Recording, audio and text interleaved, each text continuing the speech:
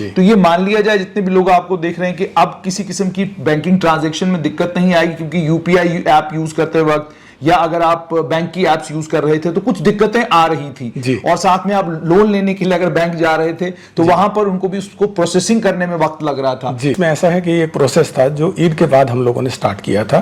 थोड़ा थोड़ा process daily basis पे करते थे, तो बीच में दुश्वारियां हुई हैं। वो पूरे सरकारी कर्मचारियों को दिया गया है। वो फोन पे लोन एक डिजिटल लोन ही है। ठीक, यानी इसका मतलब ये होगा कि सरकारी कर्मचारी अब एप्लीकेशन, मोबाइल एप्लीकेशन के ही जरिए लोन के लिए अप्लाई कर सकते हैं और उन्हें लोन की फैसिलिटी, उनका सिबिल स्कोर और बाकी डिटेल्स देखकर मिल जाएगी। बिल्कुल बिल्कुल, और वो एकदम सीमलेस प्रक्रिया है जो कुछ मिनटों में ही, चंद मिनटों में पूरी हो जाती है। उसके लिए कोई डॉक्यूमेंटेशन की भी जरूरत नहीं है, बैंक आने की भी जरूरत नहीं है। उनके अकाउंट में ऑटोमेटिकली पैसा क्रेडिट हो जाता है। जम्मू कश्मीर बैंक, जम्मू कश्मीर और जम्मू कश्मीर बैंक का यूं समझिए कि जितनी लंबी तारीख जम्मू कश्मीर की है उस तारीख का कुछ एक छोटा सा हिस्सा जो है जम्मू कश्मीर बैंक का भी है। महाराजा हरि सिंह के दौर में इस बैंक की बुनियाद डाली गई और आज ये बैंक जम्मू कश्मीर के लोगों का अपना बैंक, और यूं कहिए कि जम्मू कश्मीर के लोगों का पहला प्रेफर्ड बैंक बन गया है। मेरे साथ इस वक्त बैंक के सीईओ और एमडी बलदेव प्रकाश जी हैं। 30 साल का एक लंबा बैंकिंग का अनुभव, प्रोबेशनरी ऑफिसर के तौर पर 1991 में एसबीआई को ज्वाइन किया और उसके बाद जम्मू कश्मीर बैंक की अब जिम्मेदारी इनको एमडीओ और सीईओ के तौर पर दी गई है। मेरे साथ इस समय बलदेव जी, सबसे पहले मुझे धन्यवाद। जम्मू कश्मीर आए हैं, जम्मू कश्मीर बैंक की कमान आपने संभाली है, एसबीआई से मुख्तलिफ पाते हैं थोड़ा इसको? नाम अलग अलग है, काम वही है, सेम मोर और लेस काम वही है, क्योंकि बैंकिंग एक ही जैसी होती है। कई चीज़ों के, कई सिस्टम्स के नाम अलग अलग हैं, अदरवाइज कोई ज़्यादा डिफरेंस नहीं है। पर मुझे इस बात को बताने में आपको बहुत खुशी है कि यहाँ पर जो स्टाफ की कमिटमेंट है वो कहीं ज़्यादा बेहतर है। खुश हैं उससे आप? हाँ, मैं बहुत खुश हूँ उससे। मुझे ये बताइएगा कि अभी आप फिनेकल 7 से फिनेकल 10 पर जा रहे हैं जी। इसके कारण मैं कल ये पेट्रोल डीजल का यहाँ पे कोई दिक्कत आ रही थी लोगों की, तो मैंने जब उनके अधिकारियों से बात की तो उन्होंने कहा जी कि ट्रांजैक्शन में कुछ दिक्कतें आ रही हैं। तो पहले तो लोगों के लिए जानना चाहूंगा कि फिनेकल 7 से 10 पर जो आप जा रहे हैं इसका फायदा क्या होगा लोगों को, और दूसरा ये कितनी बड़ी डेवलपमेंट है जम्मू कश्मीर बैंक के लिए? जी देखिए, इसमें ये एक प्रोसेस है और डिजिटल बैंकिंग या टेक्नोलॉजी हमेशा अपग्रेड होती है, हर दिन अपग्रेड होती है। और हमारा फिनेकल 7 सिस्टम अच्छा रोबोट सिस्टम था, लेकिन काफ़ी पुराना हो गया था और ओवरड्यू था कि हम इसको माइग्रेट करें। काफ़ी टाइम से ये प्रक्रिया जारी थी, लेकिन फाइनली अभी हमने 13 जून को फाइनली हम लोग माइग्रेट किए हैं फिनेकल 7 से फिनेकल 10 पे। और मुझे आपको बताते हुए बहुत खुशी हो रही है कि हमने बहुत सक्सेसफुली माइग्रेट किया है। ऐसी कोई यूनिक चीज़ हमने नहीं करी है। बहुत से ज़्यादा दूसरे बैंक भी हैं जिन्होंने इस माइग्रेशन को पहले किया है। उनमें जो कमियां रही थी उससे हम लोगों ने सीखा है, और इसीलिए जितना डिसरप्शन ऑफ सर्विसेज दूसरे बैंकों का हुआ था हमारा उससे कहीं कम हुआ है। और आज हम फिनेकल 10 पर ऑलरेडी काम कर रहे हैं। यानी फिनेकल 10 पर आप काम कर रहे हैं, तो ये मान लिया जाए जितने भी लोग आपको देख रहे हैं कि अब किसी किस्म की बैंकिंग ट्रांजैक्शन में दिक्कत नहीं आएगी, क्योंकि यूपीआई ऐप यूज करते वक्त या अगर आप बैंक की एप्स यूज कर रहे थे तो कुछ दिक्कतें आ रही थी, और साथ में आप लोन लेने के लिए अगर बैंक जा रहे थे तो वहां पर उनको भी उसको प्रोसेसिंग करने में वक्त लग रहा था, और वो साफ तौर पे बता रहे थे कि भाई आपको 5 से 10 दिन का वक्त लगेगा, ये ठीक हो जाएगा, उसके बाद फिर आप आ सकते हैं जी। तो अब ये ठीक हो गया सर? देखिए, इसमें ऐसा है कि ये प्रोसेस था जो ईद के बाद हम लोगों ने स्टार्ट किया था। थोड़ा थोड़ा प्रोसेस डेली बेसिस पे करते थे, तो बीच में दुश्वारियां हुई हैं, और मुझे इस बात को एक्सेप्ट करने में कोई दिक्कत नहीं है कि हमारे कस्टमर्स का बहुत साथ रहा है और उन्हीं के हौसले से ही हम लोग इसको कंप्लीट कर पाए हैं। लेकिन अभी हम 14 तारीख के बाद, क्योंकि 14 तो जम्मू कश्मीर में छुट्टी थी, 15 तारीख के बाद हमने इसको सिस्टम को पूरा सक्सेसफुली स्टेबलाइज कर दिया है। और अभी सारे चैनल्स में सब एमपे है, इंटरनेट बैंकिंग है, एटीएम्स हैं, सब चैनल्स डे 1 से ही ऑपरेट कर रहे हैं। और अब बैंक चैनल भी 15 तारीख के बाद बिना किसी दुश्वारी के काम कर रहा है। आप एसबीआई से आए हैं, आप एसबीआई की ऐप पर जब चले जाते हैं तो बहुत सारी ऐसी फैसिलिटीज एसबीआई की ऐप के ऊपर हैं जिन फैसिलिटीज को आप जम्मू कश्मीर बैंक में भी ढूंढते हैं, ये फैसिलिटी जरूर होनी चाहिए यहाँ पर। तो कौन सी ऐसी चीजें हैं जो एसबीआई में आपको लगता है थी और जिनको आप यहाँ इनकॉर्पोरेट करना चाहेंगे? बिल्कुल, वहाँ पर हमारे यहाँ पे योनो एक ऐप है जो यू नीड ओनली वन उसको बोलते हैं। That means it is a virtual bank. Everything you can do on YONO, even account opening to account closure to whatever you want to do, even the loan also. Similarly, our M-Pay Delight will be the virtual bank, and this is the platform which ये जो हमने Finacle 10 है, ये एक platform है जो वो सुविधाएं हम अपने कस्टमर्स को, अपने सार्फिन को देना चाह रहे हैं, इस प्लेटफॉर्म के माध्यम से दे पाएंगे। Finacle 7 में वो पॉसिबल नहीं था।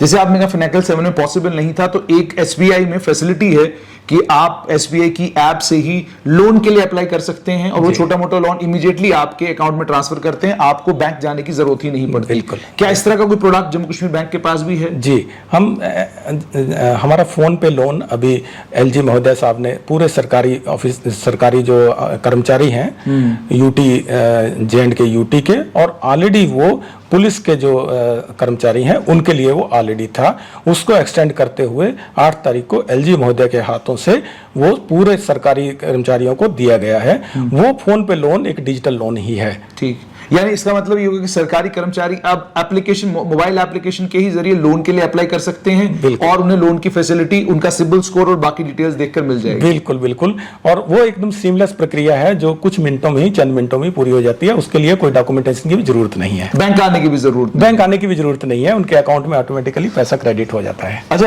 एक चीज और बलदेव जी आपसे जानना चाहूंगा कि बहुत सारे ऐसे करदाता हैं जिनको आपने कर्जा दिया, उन लोगों ने कंपनीज खोली, बड़े बड़े कारोबार खोले, जब उन लोगों ने कारोबार खोले तो जाहिर सी बात है कारोबार में दिक्कतें और परेशानियां आती हैं, फिर आप उस लोन को रिस्ट्रक्चर करते हैं। तो मैं जानना चाहूंगा कि क्या उनके लिए कोई स्कीम आपने निकाली है? कई ऐसे भी थे जिन्होंने कहा जी कि कोविड के बाद, कोविड के कारण हमारा कारोबार नहीं चला, हम कोविड इफेक्टेड हैं, तो क्या उन सब लोगों की कर्ज मुक्ति की एक स्कीम भी आपकी आई है? क्या वो सब भी इस स्कीम में कवर्ड हैं या ये कुछ स्पेसिफिक लोगों के लिए, स्पेसिफिक कस्टमर्स के लिए? नहीं, इसमें मैं आपको ये बताना चाहूंगा कि जनवरी के महीने में हमने एक स्कीम लॉन्च करी थी जिसको स्पेशल OTS बोलते थे हम, और वो स्कीम थी 15 लाख से ऊपर और 5 करोड़ से कम का जिनका कर्ज था और कि जेन्युइन रीजन से उनका बिजनेस नहीं चल पाया, कोविड भी उसमें से एक था, उनके लिए, उनको रिलीफ देने के लिए वो स्पेशल OTS स्कीम थी। और मुझे बताते हुए बहुत खुशी है आपको कि वो स्कीम के अंदर हमें बहुत अच्छा रिस्पांस मिला और बहुत से कस्टमर्स ने उसका फायदा उठाया, और उसी के बेसिस पे ही बहुत से फेडरेशंस की तरफ से भी, इंडिविजुअल कस्टमर्स की तरफ से भी हमारे पास ये डिमांड थी कि एक ऐसी ही स्कीम छोटे कर्जदारों के लिए भी लेके आनी चाहिए, और उसी डिमांड को एक्सेप्ट करते हुए। ऐसा रोक के यहाँ पूछूंगा, छोटा कर्जदार मतलब? छोटा कर्जदार मतलब 15 लाख तक का। 15 लाख? हाँ, जिसका बोरोइंग 15 लाख तक की है, क्योंकि 15 से 5 करोड़ हम ऑलरेडी कवर कर चुके हैं। वो बोरोर्स जिनका कर्ज 15 लाख रुपए तक का है, उनके लिए एक अभी हमने 16 तारीख से नई स्कीम लॉन्च करी है जिसको स्पेशल कर्ज मुक्ति स्कीम बोलते हैं, और ये स्कीम 3 महीने के लिए एप्लीकेबल है।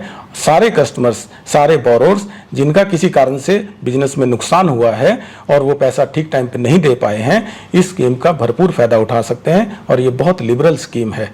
मुझे ये भी बताइए, नए जो एंटरप्रेन्योर हैं, जी, कई एंटरप्रेन्योर हैं जो एंटरप्रेन्योरशिप डेवलपमेंट इंस्टीट्यूट चले जाते हैं, वहां से आपके पास आते हैं फाइनेंसिंग के लिए। बिल्कुल। लेकिन क्या बैंक उन एंटरप्रेन्योर्स के बारे में भी कुछ सोच रहा है जो डायरेक्टली बैंक को अप्रोच कर रहे हैं, लेकिन उनके पास इनकम टैक्स की, क्योंकि जाहिर सी बात है आपके पास कोई आता, आप कहते हैं पहले 2 साल का इनकम टैक्स का आपका डिटेल दीजिए, फिर आप पूछते हैं कंपनी की आपकी बैलेंस शीट जो है वो, अब एक नई कंपनी खुली है, बैलेंस शीट है नहीं जी, वो बेचारा जाए कहाँ? नहीं, हमारी जितनी भी स्कीम्स हैं बहुत कस्टमर फ्रेंडली हैं। इसमें हमारी मुद्रा योजना है जो 10 लाख रुपए तक की जिसको जरूरत है, वो बिना किसी बैलेंस शीट के सिर्फ प्रोजेक्ट, उनका क्या प्रोजेक्ट है उसको ही वैल्यूएट करके हम लोग देते हैं। इसके अलावा भी 10 लाख से ऊपर और हमारी स्टैंड अप इंडिया स्कीम है जिसमें महिलाएं एंटरप्रेन्योर्स हैं और जो वीकर सेक्शंस हैं उनके लिए वो एप्लीकेबल है, और वो 10 लाख से ऊपर की भी उनको राशि दी जाती है। इसके अलावा prime minister employment guarantee programme है जिसके अंदर हमने पिछले साल में ऑलमोस्ट 44,000 यंग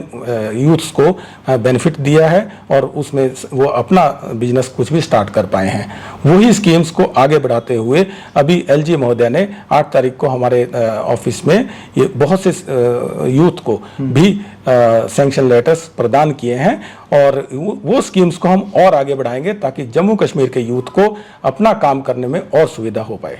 बलदेव जी, आपके पास बहुत बड़े बड़े इंडस्ट्रियलिस्ट भी आते हैं, वो अब बिजनेस, अब लोन आपसे लेना चाहते हैं, लोन वो ले लेते हैं, कारोबार में मान लीजिए कोई नुकसान हो गया, नुकसान होने के बाद वो बैंक को दोबारा अप्रोच करते हैं कि जनाब, और आप उसकी बैलेंस शीट देखते हैं, उनका रिकॉर्ड देखते हैं, रिकॉर्ड बहुत बढ़िया है, लेकिन हो गया, नुकसान हो गया, तो क्या उनके लिए भी कोई रास्ता आप निकाल लें लोन रिस्ट्रक्चरिंग का, या वो और क्या ये सेंट्रलाइज होगा या ये ब्रांच के लेवल पर हो सकता है? देखिए, जो स्पेशल कर्ज मुक्ति योजना है वो तो ब्रांच लेवल पे ही है, उसमें ब्रांच मैनेजर्स के पास में सब अधिकार है।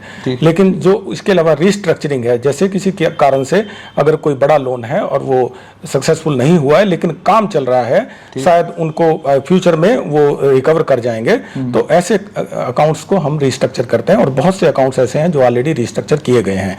तो ऐसे रिस्ट्रक्चर्ड अकाउंट्स को लिबरल, जो एक्सेप्टेबल हो कस्टमर को भी और बैंक को भी, लिबरल टर्म्स के ऊपर हम लोग रिस्ट्रक्चरिंग करते हैं, ताकि ऐसे कस्टमर्स जिनको जेन्युइन रीजन से नुकसान हुआ हो वो दोबारा से अपने बिजनेस को रिस्टार्ट कर सकें। तो मुझे बताएं, क्या ये ब्रांच लेवल पर आपने कितनी ताकत दे रखी है और सेंट्रलाइज्ड आपके पास कितनी ताकत है? यानी ब्रांच लेवल पर अगर मैनेजर चाहे वो बेचारा कहां तक कर सकता है, और आपके लेवल पर उसके बाद सेंट्रलाइज लेवल पर क्या होता है? बहुत कुछ डिसेंट्रलाइजेशन अभी हमने किया है। आपको बताते हुए मुझे खुशी है कि हमने 3 डिवीजन्स क्रिएट करी हैं और ये डिवीजन्स बहुत सीनियर अधिकारी जनरल मैनेजर के द्वारा हेडेड की जाती हैं। जैसे जम्मू डिवीजन में हमारे जनरल मैनेजर के ऑफिसर बैठते हैं, कश्मीर डिवीजन में जनरल मैनेजर के ऑफिसर बैठते हैं, लेवल के ऑफिसर बैठते हैं, रेस्ट ऑफ इंडिया में भी जनरल मैनेजर लेवल के ऑफिसर्स बैठते हैं। तो इसका पर्पज़ यही है कि जितने भी ये डिसीजंस हैं, इस ऐसे डिसीजन जो रिस्ट्रक्चरिंग से रिलेटेड हो, नए फाइनेंस से रिलेटेड हो, वो लोकल लेवल पे ज़्यादा से ज़्यादा डिसीजन हो सकें। और ये डेलीगेशन हम फर्दर भी दे रहे हैं, क्योंकि हमने 3 नए क्लस्टर ऑफिस खोले हैं, जो अभी एक लखनऊ में खोला है, एक चंडीगढ़ में खोला है और एक बेंगलोर में खोला है। और वो जो क्लस्टर हेड्स हैं वो स्केल 5 लेवल के ऑफिसर्स हैं। पर्पज़ यही है कि जितने डिसीजंस लोकल लेवल पे हो सकें और जल्दी हो सके उतना अच्छा है।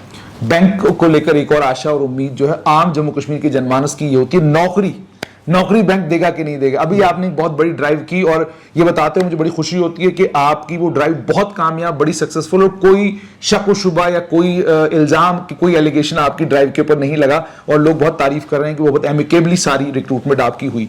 तो मुझे ये बताइए कि वो जो बच्चे आपको आज देख रहे हैं, क्या उनके लिए कोई तोहफा है आपके पास? देखिए, मैं इतना कहना चाहता हूं कि हम दोनों तरीके से अपने यूथ को सपोर्ट करना चाह रहे हैं। एक तो वो तरीका जो हमने पहले बात करी है कि आप खुद एंटरप्रेन्योर बनिए, आप एक स्टेप उठाइए, हम आपके साथ में 4 स्टेप उठाएंगे, ताकि आप 10 लोगों को, 20 लोगों को एम्प्लॉयमेंट जनरेट करके दे सकें। दूसरा ये है कि हमारे बैंक में जो रिक्रूटमेंट होती है वो IBPS के थ्रू होती है, और हर साल हम वैकेंसीज थ्रू न्यूज़पेपर्स और हमारी साइट के ऊपर भी आपको अवेलेबल मिलेंगी। जब भी वो वैकेंसीज आएंगी आपको बताया जाएगा, उसमें अप्लाई कीजिए और थ्रू IBPS एग्जाम दीजिए, और उसके बाद आप you are welcome to J&K bank. You are welcome to join J&K। अच्छा बलदेव जी, मुझे ये बताइएगा कि बैंकिंग में 30 साल आपको हो गए जी, और वहां से सीधा आपको जम्मू कश्मीर भेज दिया गया जी। तो जिस समय आपको ये बोला गया कि आप जम्मू कश्मीर जा रहे हैं, तो पहली चीज माइंड में क्या आई थी? क्योंकि यूजुअली जब लोगों को जम्मू कश्मीर भेजा जाता है तो थोड़ा ये होता है कि भाई कहाँ जा रहे हैं, इतना पॉलिटिकली सेंसिटिव और सब चीजें हैं। नहीं, मेरे माइंड में कुछ ऐसा शक शुबा कुछ नहीं था, क्योंकि हालांकि मैंने जम्मू कश्मीर में पहले काम नहीं किया है, लेकिन जम्मू कश्मीर के लोगों के साथ में मेरा राब्ता रहा है। मेरी एक फॉरेन पोस्टिंग थी मस्कट में, वहाँ पर जम्मू कश्मीर के लोग जो पर्टिकुलरली हैंडीक्राफ्ट से रिलेटेड बिजनेस में कनेक्टेड थे, तो वो हमारे बैंक के साथ में डील करते थे और हमारा उनका रोज का वास्ता था। तो वो यादें मेरे माइंड में थी और वो बहुत मीठी यादें थी। और जैसे ही मुझे कहा गया कि जम्मू कश्मीर बैंक में आपको जाना है, और ऐसा कोई मुझे फोर्सफुली भी नहीं बोला गया था, it was my choice that I have come to Jammu Kashmir and to serve the people of Jammu Kashmir, because I love the people of Jammu Kashmir and I have high regard for the people of Jammu and Kashmir. क्या अनुभव किया कश्मीर और जम्मू में आकर? जैसा मैंने सोचा था उससे ज्यादा ही मुझे मिला है। बहुत बहुत शुक्रिया। तो ये थे जम्मू कश्मीर बैंक के CEO और मैनेजिंग डायरेक्टर बलदेव प्रकाश। एक बात तो साफ है युवाओं के लिए कि और अपॉर्चुनिटी जम्मू कश्मीर बैंक में आने वाली हैं, और करदाताओं के लिए सबसे बड़ी बात यह कि डिसेंट्रलाइज किया गया है बहुत ज्यादा लेवल पर, और डिसेंट्रलाइजेशन और करने की फिराक में जम्मू कश्मीर बैंक है। और दूसरी बड़ी बात यह कि फिनाकल 7 से 10 पर जम्मू कश्मीर बैंक आ गया है, और जैसे बलदेव जी ने कहा कि और नई चीजें जो है जम्मू कश्मीर बैंक में, नए प्रोडक्ट्स जो है जल्दी जम्मू कश्मीर बैंक में लॉन्च होंगे, और आप इस बैंक में जिन फैसिलिटीज को आज एंजॉय नहीं कर पा रहे हैं, आने वाले दिनों में वो फैसिलिटीज भी आपको जम्मू कश्मीर बैंक में मिलेंगी।